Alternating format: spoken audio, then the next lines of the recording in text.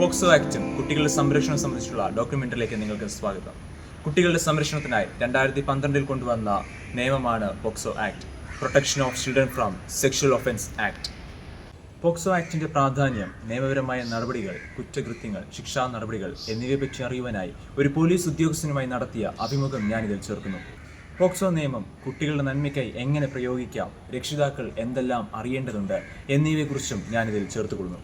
ഈ ഡോക്യുമെന്ററി കുട്ടികളുടെ സംരക്ഷണത്തെക്കുറിച്ചുള്ള ബോധവൽക്കരണത്തിന് സഹായിക്കും. As part of our BEd practicum, we have a documentary based on the POCSO rules. So I have a guest today, Dr. Manish Kumar Sir, Sub-Inspector, District Crime Branch, Kottayam. So let's talk about some details about the POCSO rules. അപ്പോൾ sir POCSO റൂൾസുകളൊക്കെ attend ചെയ്തിട്ടുണ്ട്. അപ്പോൾ അങ്ങനെയാണെങ്കിൽ recently ഏതെങ്കിലും attend ചെയ്തിട്ടുണ്ടോ? Recent ജില്ലാ crime ബ്രാഞ്ചിൽ ഇപ്പോൾ കേസുകൾ കുറവാണ്. സ്റ്റേഷനിൽ ഇരിക്കുന്ന സമയങ്ങളിൽ നിരവധി കേസുകൾ ഒരുപാട് ചെയ്തിട്ടുണ്ട്.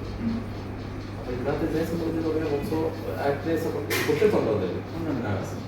അപ്പം ഏറ്റവും പ്രായം കുറഞ്ഞ കുട്ടി ഏതായിരുന്നു അറ്റൻഡ് ചെയ്ത പോക്സോ ഒക്കെ? 8 വയസ്സും 6 വയസ്സും. ഓക്കെ, അപ്പോൾ എങ്ങനെയായിരിക്കും ആ വിക്ടിംസ് എങ്ങനെയാണ് കുട്ടികളെ സമീപിക്കുന്നത്? ഈ കേസ് അവർ കൊണ്ടുതരാൻ അല്ലെങ്കിൽ കേസ് തരാനായിട്ടുള്ള പേരൻസ് വില്ലിങ് ആവുന്നുണ്ടോ? ഈ കേസിൻ്റെ നൂലാമാലകൾ കൊണ്ട് കഴിവുള്ള ആൾക്കാർ ഇതൊക്കെ മറച്ചു വെക്കുകയാണ് സാധാരണ. പിന്നെ ഇവർ ഏതെങ്കിലും അംഗനവാടിയൊക്കെ പഠിക്കുന്ന കുട്ടികളാണെങ്കിൽ അവർക്കിപ്പോൾ ട്രെയിൻഡാണ്.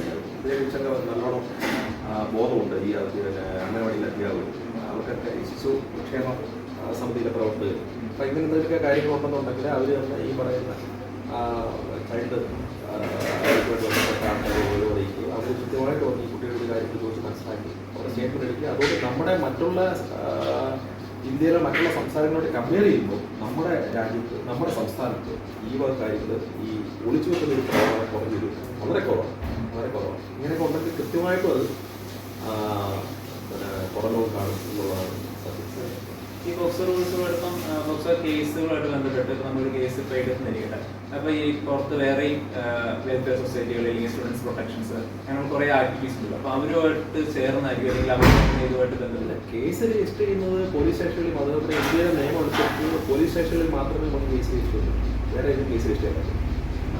പോലീസ് സ്റ്റേഷനിൽ മാത്രമേ നിയമം അനുസരിച്ച് നമുക്ക് കേസ് രജിസ്റ്റർ ചെയ്യും. ഇപ്പോൾ അവിടെ ഒരു വിവരം മറ്റൊരു ശിശുക്ഷേമ സമിതിയിൽ ഒരു വിവരം കിട്ടിക്കഴിഞ്ഞാൽ ആ വിവരം എത്രയും പെട്ടെന്ന് നമുക്ക് പോലീസ് സ്റ്റേഷൻ അറിയിക്കാനുള്ളതാണ് അവരുടെ. അത് മറച്ചു വെക്കാൻ പാടില്ല. ഒരു പോക്സോ കേസിനെ കുറിച്ചൊരു അധ്യാപികയ്ക്ക് ഒരു വിവരം കിട്ടിക്കഴിഞ്ഞാൽ അവർ ആ വിവരം മറച്ചു വെച്ച് കഴിഞ്ഞാൽ പോക്സോ ആക്ട് അനുസരിച്ച് അവർ കുറ്റക്കാരാണ്. അത് മറച്ചു വെക്കുന്നത് ഈ കാര്യങ്ങൾ വെളിപ്പെടുത്താതിരിക്കും. അത് ഈ നിയമത്തിൽ ഇതിന് മാത്രമേ ഈ പോക്സോ അവരുടെ ഇൻവോൾവ്മെന്റ് എന്തെങ്കിലും ഉണ്ടോ ശിശുക്ഷേമ സമിതിയിൽ?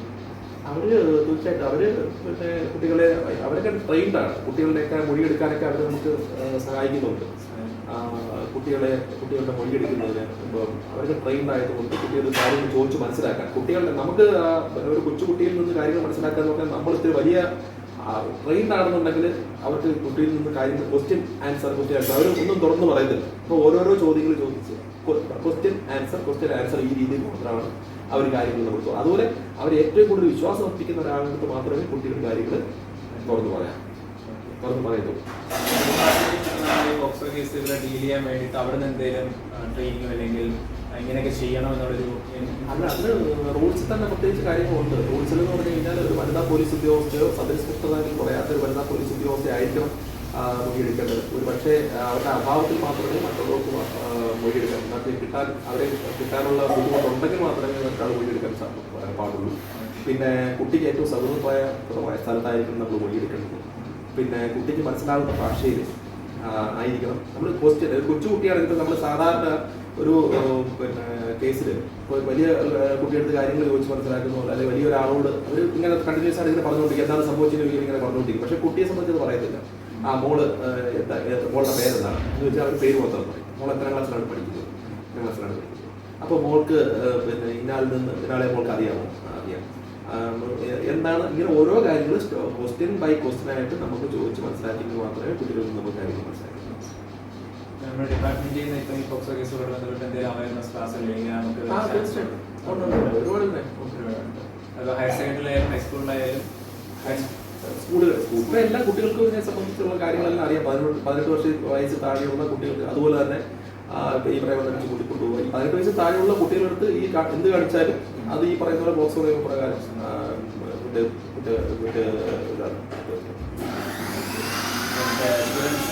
കുട്ടിയൊക്കെ കേസ് തന്നു, കുട്ടിയുടെ പേര് പുറത്ത് പോകാതെ അല്ലെങ്കിൽ അങ്ങനെ എത്രമാത്രം നമ്മൾ അതിനെ കെയർ ചെയ്യാം? അത് ഒരിക്കലും അത് പബ്ലിഷ് ചെയ്യാൻ പാടില്ല. ഈ കുട്ടികളുടെ ദൃശ്യമാധ്യമങ്ങളിലൂടെ ഒന്നും ഈ കുട്ടികളുടെ പേരോ മറ്റുള്ള കാര്യങ്ങളോ പുറത്തു വരാൻ പാടില്ല. അത് നമ്മൾ പുറത്ത് വിടാനും പാടില്ല. മറ്റുള്ള സാധാരണയുള്ള കേസുകളുടെ എല്ലാ FIR നമുക്ക് പിന്നെ പബ്ലിഷ് ചെയ്ത് കഴിഞ്ഞാൽ എല്ലാവർക്കും അത് കാണുന്നതിനൊന്നും തടസ്സമില്ല. പക്ഷേ പോക്സോ കേസുകളിൽ അത് പറ്റത്തില്ല. പോക്സോ കേസുകളിൽ പിന്നെ കുറേ നിയമങ്ങളുണ്ട്. അത് കുട്ടികളുടെ പിന്നെ നമ്മൾ FIR രജിസ്റ്റർ ചെയ്ത് കഴിഞ്ഞാൽ പിന്നെ FIS ആണ് ആദ്യം, ഫസ്റ്റ് ഇൻഫർമേഷൻ സ്റ്റേറ്റ്മെൻറ്റ്. അതിനുശേഷം ഒരു കേസ് രജിസ്റ്റർ ചെയ്യുന്നു, FIR. ഫസ്റ്റ് ഇൻഫർമേഷൻ ആയിട്ട് ഒരു FIR രജിസ്റ്റർ ചെയ്യും. FIR രജിസ്റ്റർ ചെയ്യുന്നത് കേസിൻ്റെ ബേസ് അതാണ്. അതിനുശേഷമാണ് നമ്മൾ ഇൻവെസ്റ്റിഗേഷൻ സ്റ്റാർട്ട് ചെയ്യുന്നത്. ഇൻവെസ്റ്റിഗേഷൻ്റെ ഭാഗമായിട്ട് ആദ്യം ഈ കുട്ടിയുടെ മൈസ്റ്റീരിയൽ മൊഴി എന്ന് വെച്ച് കഴിഞ്ഞാൽ 164 CRPC പ്രകാരമുള്ള കുട്ടി ഇപ്പം റേപ്പിന് വിധേയമായ ഒരു കുട്ടിയാണെന്നുണ്ടെങ്കിൽ അത് കൃത്യമായിട്ട് എത്രയും പെട്ടെന്ന് തന്നെ പിന്നെ തൊട്ടടുത്തുള്ള മെഡിക്കൽ പ്രാക്ടീഷണർ അടുത്ത് ചെന്നിട്ട് മെഡിക്കൽ എക്സാമിനേഷൻ നടക്കണം. റിലേറ്റീവ് സെക്സൽ അസാൾട്ട് നടന്നിട്ടുണ്ടെങ്കിൽ അതിൻ്റെ കാര്യങ്ങൾ എല്ലാ കാര്യങ്ങളും അവർക്കും അതിനെ സംബന്ധിക്കുന്ന ഗൈഡ്ലൈൻസ് ഉണ്ട്.